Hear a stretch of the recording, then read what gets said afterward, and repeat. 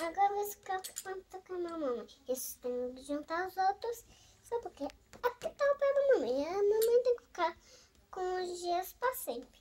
Mas se ele contar os outros.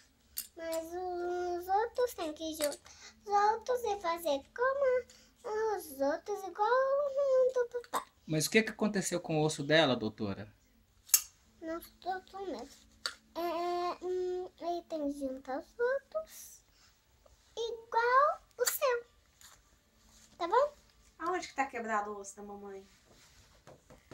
Nessa perna direita aqui, ó. Esquerda.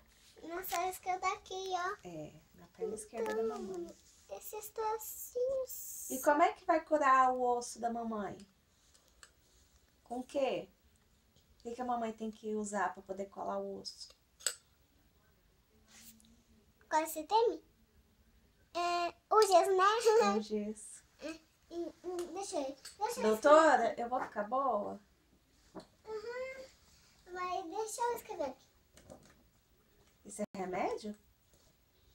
É uma caneta. Eu vou ter que tomar remédio? Não, mas não é remédio, é caneta. Ah, tá. Mas você tá passando a receita pra me tomar remédio? Doutora? Você tá parecendo doutora do SUS. Você não tem informação. Eu tenho plano de saúde.